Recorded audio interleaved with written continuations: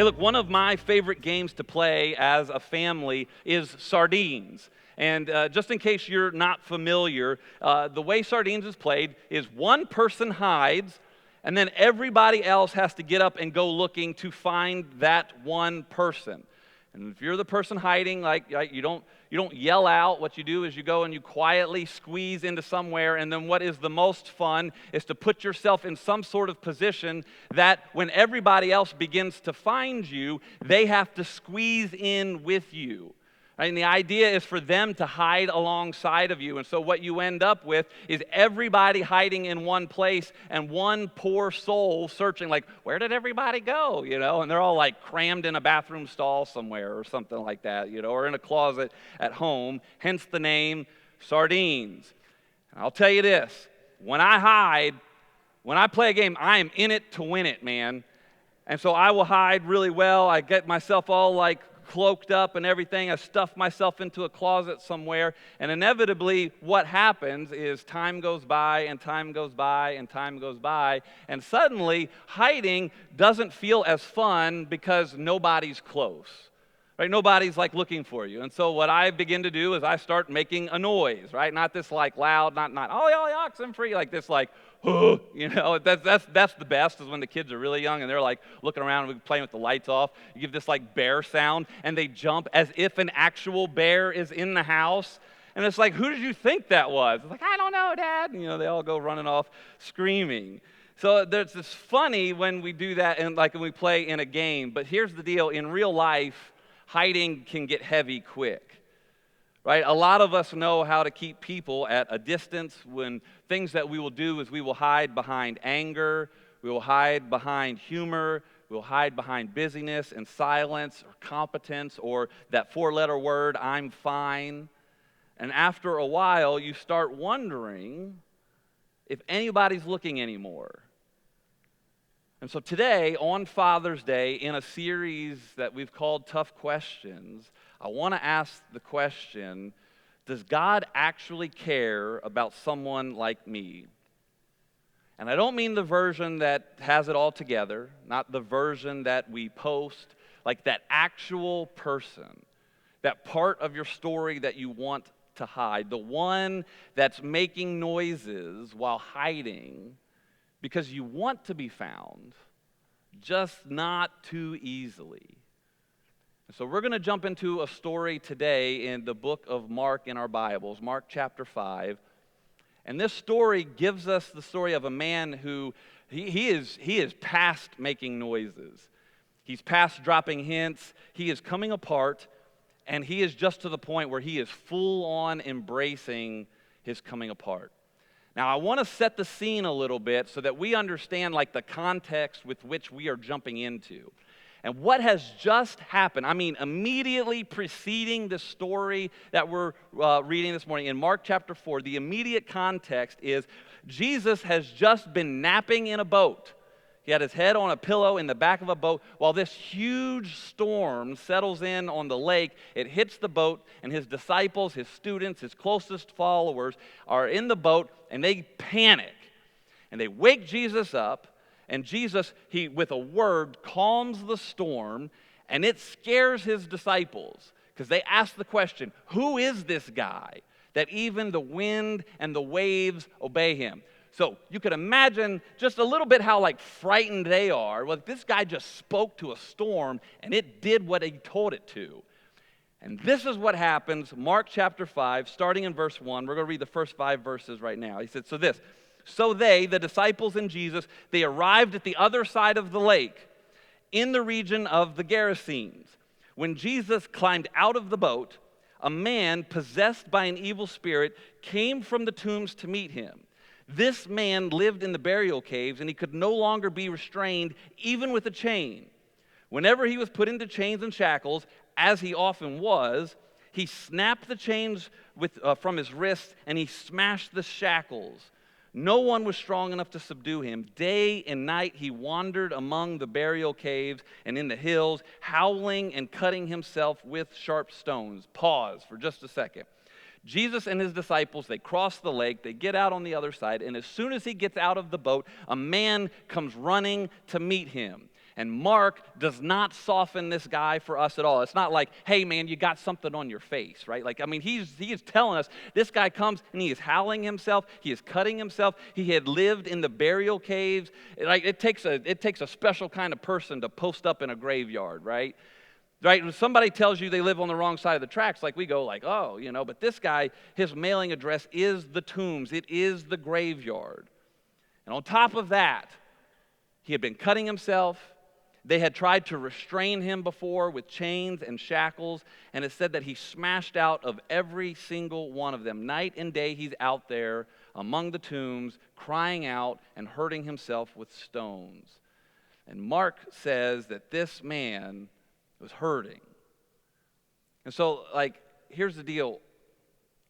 Before we move on from this, I think the first thing that we have to, I just want to, like, if that connects with you, if you are in a season where you are hurting yourself or you know that pull, I'm begging, please do not carry that alone.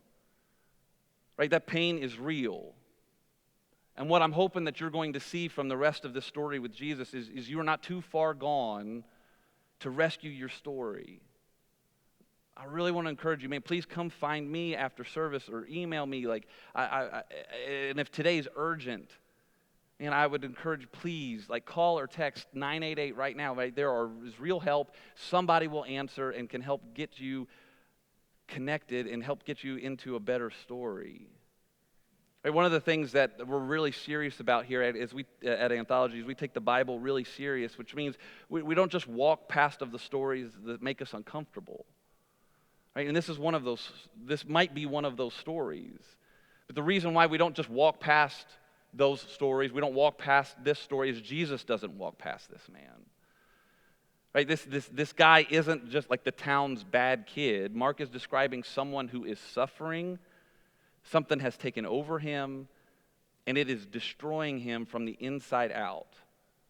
And that's where I think it's really important to, like, acknowledge and admit and, like, talk about and realize that sometimes what looks like rebellion on the outside is actually torment on the inside. Right? That there's more going on in that story. Now, most of us aren't going to hear that story and think, graveyard living, like, been there, right? That's not the connection to this, but the connection here is that Mark, the guy that's writing the story down, is showing us a man who his life has been taken over by something that's destroying him.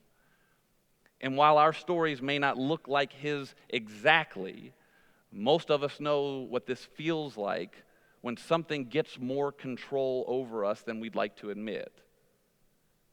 Right? Some of us hide by exploding in anger. Anger becomes the wall that nobody can get past. Some of us hide by shutting down. We go in, we go quiet. We stop bringing what's real to the table. Some of us, we hide by staying busy, right? If the schedule's full enough, nobody's going to notice. Nobody's going to take the time to stop me and ask what's actually going on underneath of it. And some of us hide by trying to be the funny one. I know that one. That one's me. I genuinely love making people laugh. If I got the opportunity to sit down with you, I'd tell you a secret dream of mine is to be a stand-up comedian, but that takes an extra boldness that I just don't have yet. But I also know that I go to humor. Humor is where I go when what's actually true is something I want to hide, when I'm tired, when I'm hurting. Right? Keeping the room laughing, nobody looks too close.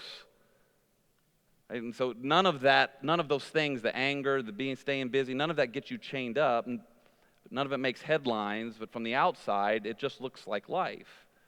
Just with the little distance built in the middle of it. And so here's the hinge of the whole sermon. What I want you to notice is that when Jesus first gets close to this man, what comes out of him is not relief.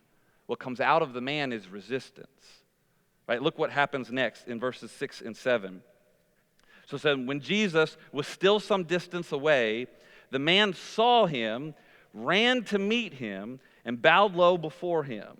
And with a shriek, he screamed, "Why are you interfering with me, Jesus, Son of the Most High God? In the name of God, I beg you, don't torture me." Now look, there are so many things in this story that we could unpack. Maybe we'll come back and we'll do a whole series on just this story. But what I want you to notice is that when the man sees Jesus, the man runs to Jesus, right? And this is not some calm, like put together church moment. This is a wild scene.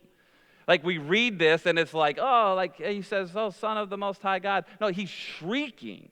He's screaming.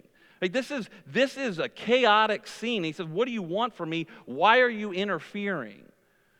And the voice that we're hearing is all tangled up. It's the man, it's the thing that's taken over him. And Mark doesn't draw this like nice, clean line like between the two. And so like, who is it? Which way is shouting out? Here's what I do know. The part of you that's been hiding the longest is often the part that experiences being found as a threat. Right? Does that make sense? Typically, the part of you that's been hiding the longest is often the part that experiences being found as a threat. See, most of us will let Jesus have, I think, 80% of us. We'll let him have maybe 90, or maybe we'll let him have 95% of us. Our schedule, our parenting, our money, even our temper, like most days. But there's usually one room that we keep locked up. And it's the anger that we keep justifying, the private habit that we keep managing, like the version of ourselves that we know is hurting people. And we're scared to face because facing it means that something has to change. And the second Jesus walks towards that door, something in us stands up and it says, what do you want with me? Why are you interfering, Jesus? And it's not because being found is actually bad for us, but hiding is familiar. And it can start to feel like home, right? We can start to feel at home even when it's a graveyard. And so we like to try and stay hidden. I think that's the part of us that flinches when something good gets close. It hears, I think God might actually care about me.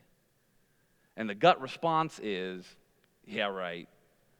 Like if he only knew, not after what I've done, not if he realized that my home is a graveyard. Right? And that's not always a thought that you've reasoned your way into. Sometimes I think it's older than that. It's the part of you that's been calling out from the dark, still bracing for rejection when someone actually leans in.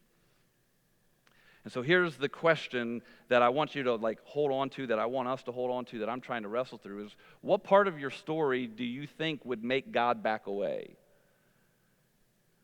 Because that's the part of your story that God wants you to bring to him. Not the cleaned up answer, but the real one. The thing that you don't like naming. The thing that you hope no one finds out. The thing that you assume would make Jesus say, okay, you know, that's too much. And I want you to hold on to that. Because what Jesus is going to do next is the answer to it. Now, here's something that I think is really easy to miss in the story specifically, especially just because the way it's written and when we imagine, is because of how fast this story moves. By the time the man runs towards Jesus, right now this is really important. By the time this man runs towards Jesus, Jesus is already there. Jesus has crossed a lake and a storm in order to be in the presence of this man. And here's the thing: is this the part of the territory that they're stepping into? This is non-Jewish land. This is not the place religious Jewish people would go. Right? It's a pig farm. There's tombs. For Jesus and his disciples, this is not neutral ground for them. Pigs were forbidden. Tombs were unclean. They would make them ceremonially unclean. And this man is the kind of person that everyone had learned to keep their distance from. And Jesus went there intentionally.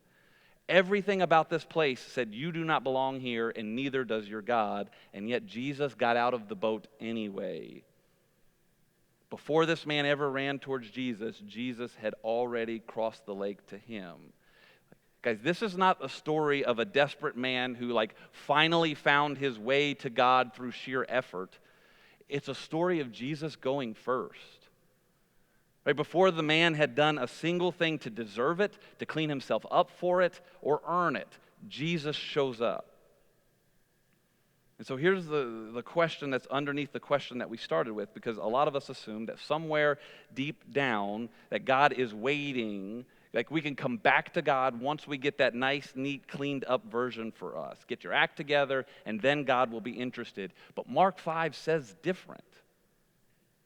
Mark 5 says absolutely not.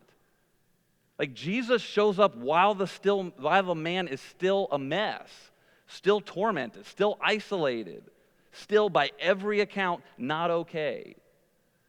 And this story says that Jesus will go to whatever length it takes to get you. And so here's the simple answer to our question: does God care about someone like me? Mark 5 says absolutely yes. And here's the deal: I would say it's even better than that. Yeah, God cares about you, because yes, I think it's better than just yes, because yes can sound passive. Like, all right, like God's fine with, like, you can hang around. But it's actually that God comes looking. God comes looking for you. He's not just checking a box. God actually wants to find and connect with you. That's the story of the Bible over and over and over and over again. God, not only does He care about you, He wants to be around you. I want to tackle like a big chunk of the story. We're going to go verses 9 through 13, because look, this is what happens next, all right? 9 through 13. Then Jesus demanded, "What is your name?" And he replied, "My name is Legion, because there are many of us inside this man." Then the evil spirits begged Jesus again and again, not to send them to some distant place. There happened to be a large herd of pigs feeding on the hillside nearby. "Send us into those pigs," the spirits begged. "Let us enter them." And so Jesus gave them permission. The evil spirits came out of the man, entered the pigs, and the entire herd of about 2,000 pigs plunged down the steep hillside into the lake and drowned in the water. Now, I'm not going to stand up here and give you a tidy theology on demons. I'm not getting into that today. Some of you are like, praise God. Here's the deal. I don't think really that's the point of the passage here. I'm also, because we take the Bible seriously, not going to get up here and pretend that this part of the Bible isn't in there or that it's not strange. This is strange. A legion of demons, which was like a Roman number, 1,000, comes out of one man. And in this moment, the demons beg Jesus not to send them away. They ask to go into a herd of pigs, and Jesus gives the thumbs up on it. It's weird. I don't know. 2,000 pigs run down a steep bank and into the lake, and they drowned. That's one of the most strangest paragraphs in the Bible, and a really bad day to be a pig farmer. Here's what I want you to see underneath the strange part, right? And this is really what the point is, that whatever was destroying this man is now gone completely. Jesus didn't negotiate with it. He didn't manage it. He didn't help the man cope a little bit better with the things that he's dealing with. Jesus removed it. And then what happens in the story, verses 14 and 15, the herdsmen fled to the nearby town and the surrounding countryside, spreading the news as they ran. I guess so. People rushed out to see what had happened.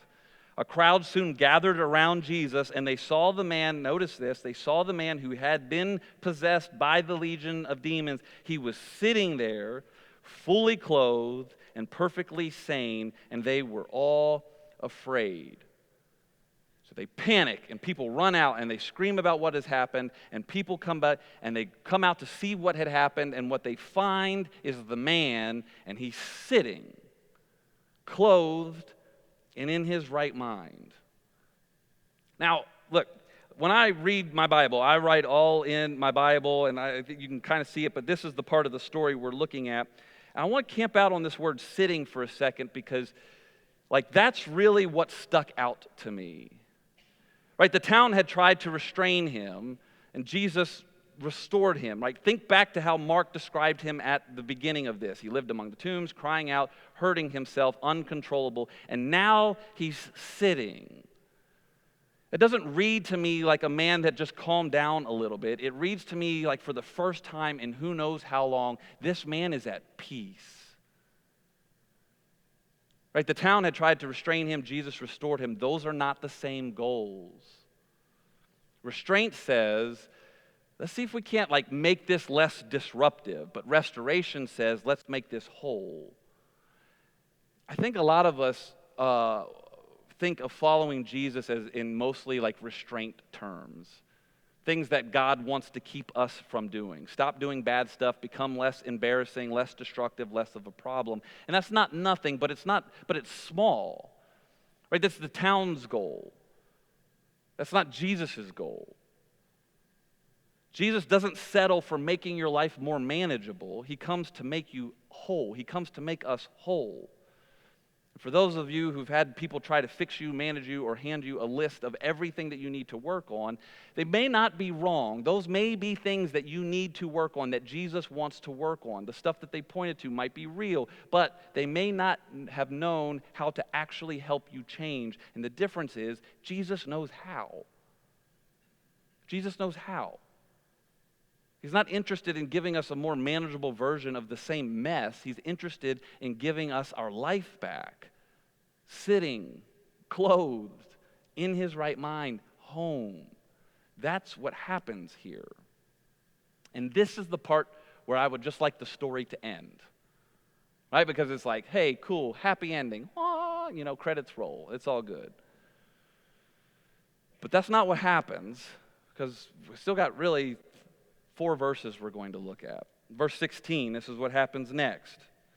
Okay, so this whole crowd has come out. Then those who had seen what happened told the others about the demon-possessed man and the pigs. Verse 17, and the crowd began pleading with Jesus to go away and leave us alone. Leave them alone.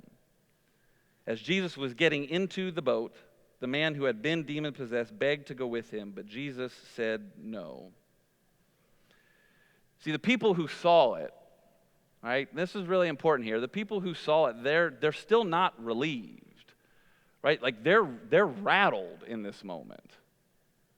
Right? This is huge, crazy miracle. I mean, this guy took shackles and he broke them off his wrist. They took chains and he snapped them. He could not be controlled. And now all of that's gone. The man is sitting and in his right mind, and they are not relieved. They are rattled. I think what's interesting about that to me is sometimes people are more comfortable with the broken version of us because that version has become predictable. I mean, think about it. This whole town had been organized around this man. They knew where he lived. They knew what to call him. They knew how to avoid him. His brokenness had a place in their world. And they had sectioned it off and categorically like shifted it off. They had put up that boundary. And now all of a sudden they can't do that anymore. All that's gone. And I don't think it's a surprise that nobody really knows what to do with that. And so they ask Jesus to leave. And here's the deal. I think what this means for us is that, like, look, getting better can be scary. Right? It's not only scary for you because it means that you're trusting God with that part of you that is broken. You're trusting that he can lead you into something better. But it's also scary for the people around you because everyone around you has learned how to relate to the unhealed version of you. And that's okay. Right? If you've always been the angry one and you start actually dealing with it and you become softer, more gentle, people might wait a while before they believe that that's real. And that's okay. If you're a student who actually starts following Jesus instead of just being around church, some of your friendships might get weird. Not because your friends are bad people, right? But just because you've changed and they didn't. I mean, this part I want to say carefully. Like, if people in your life are cautious about your change, that's not always them lacking faith in you. Right? Sometimes that's wisdom. And that's okay. That's why it is a walk. That's why it's a journey together. That's why it's a story, and I'm thankful that the story isn't over. Right? Because if you've hurt people, it takes time to rebuild that trust. It's not betrayal. It's just how trust works. But don't let people's hesitations talk you out of becoming whole. Their timeline for trusting the change isn't the same thing as whether the change is real. Does that make sense? Look, and here's, as a church, And I will, there are a few things that I would really like go to, that might be the right way to say this. There are some hills that I will absolutely die on for us as a church.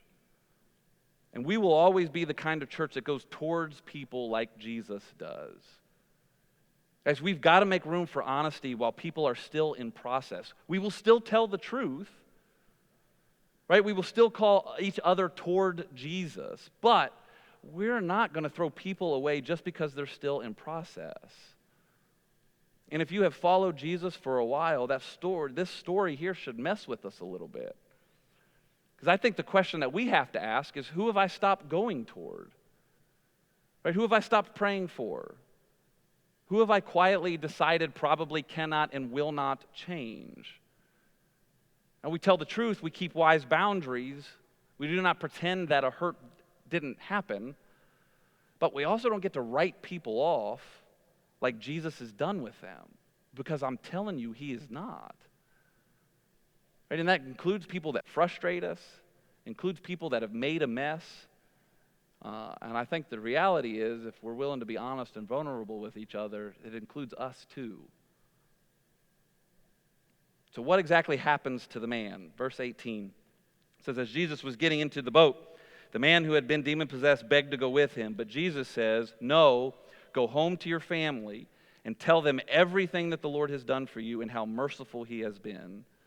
And so the man started off to visit the 10 towns of that region and began to proclaim the great thing Jesus had done for him, and everyone was amazed at what he told them. So this man, understandably, I think, sees the crowd, scared of him, right? And now he's like, oh man, like something has changed in me. They're scared of me. I kind of understand why they're scared. Jesus, can I go with you? And Jesus says, no, you got to stay here. Right? For this man, Jesus is really the only safe thing in his life right now. But Jesus tells him, go home to your own people and tell them how much God has done for you and how he has had mercy on you. Here's the deal. Sometimes Jesus sends us back to the people who know the old story. And that's really important. I think the most difficult part about this entire story is that a lot of us, like sitting with Jesus, like that part feels safe. It's the going home that feels terrifying. It's the going back and trying to make amends. It's the going back and showing that something in you has changed. That's terrifying. Because going home means the people that knew you at your worst get to watch what happens next. Right? There's no fresh start where everybody knows your history.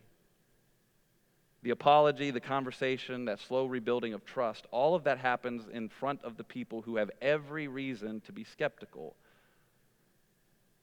Right, the first sermon that this man ever preached was probably an apology, a testimony, and a changed life actually coming through, following through on the things that changed at home in front of the people who had probably given up on him. And so to start closing this out, I want to make this painfully practical for us. What does this look like when you walk back into your house today? Right, when you sit in the driveway for the 2 extra minutes before you go inside and think about what the evening is going to look like. Because you know there's a conversation that you need to go in and enter into. And so here's the place to start. Look, I think this is probably the best thing for us to do. I want to encourage, this week, pray, God, this is the part of me that I keep hiding. God, this is the part of me that I keep hiding, and I don't want you to know, God, that I don't want you to touch, that I don't want you to come near, and just be honest with it. That's the place to start right there. Not help me be a better person, but to actually name the actual thing, the anger, the shame, the numbness, the drinking, the silence, the fear, the thing that you keep joking around so that nobody asks about it. And I want to encourage, say it plainly to God. And then if there's one person that needs to hear truth from you, take that step and have that conversation this week. Right? Not the whole story, not the entire world, but one sentence to the one wise person. And man, I want to say this to us directly on Father's Day. A lot of us think that helping our home follow Jesus means that we need answers, confidence, and a plan. But often I think it starts smaller than that. I think it's 30 seconds of honest prayer. I think it's an apology to your kids when you've blown up on them. A sentence like, hey, I know I've been distant, but I'm trying to come home and be real with you. Right? And those things may feel small, but it's not small. It's going home. And so if you've been calling out, right, making some noise, dropping the joke that's half confession, do something braver this week. Stop just like calling out from the closet and just say it. Now, real quick to like wrap up the demon stuff here, right? Like I said, Mark's not giving us a tidy theology of demons. He's showing us what Jesus does with tombs. He's showing us what Jesus does with the things that we think death has claimed. And what Mark is showing us is that Jesus refuses to let death have the final word. And later in Mark, we come to another tomb, but this time it's the one that had Jesus in it. And unlike every other tomb, the body's not still in there. And that's the thing about Jesus crossing that lake, right, is that it was something that Jesus didn't have to do. Nobody made him go across the lake. He looked one place that everybody else had given up on, and he went anyway because that man mattered to him. And the reality is, I kind of like tried to dodge out of this one because personally it's like, oh, that feels a little cheesy. Sometimes love is cheesy. And that's what happened here. Because the cross is the same move, just bigger. Right? Jesus didn't get stuck with the cross. He looked at everything wrong with us, everything we hide, everything we're ashamed of, every door that we try to keep shut, and he said, that one too, I'm going there. He took all of it. So that thing standing between you and God would not get the last word. And that's not God tolerating us. That's not God saying, yeah, I guess I care. That's God saying, man, I love that guy, I love that girl, and I like her. And I want to help her out. So does God care about a person like me, a man like me, a woman like me, a student like me, someone carrying regret, anger, shame like me? Mark 5 says yes, unequivocally. And I think Jesus has probably been orchestrating things today so you ended up sitting in this chair at this exact moment so that you could hear that message. That God loved you so much that he sent Jesus so that you could find hope and a restored life if you're willing to trust him. And if you find yourself in that space today, I want you to come talk to me. You can mark it on your connection card, and I'll follow up this week. But man, I would love nothing more than today to begin that conversation with you and hear just a little bit about your story. Let's pray. God, we love you. God, thank you so much for loving us. God, thank you for Jesus. Thank you that you were more than willing to send him into a place, God, that he didn't have to go.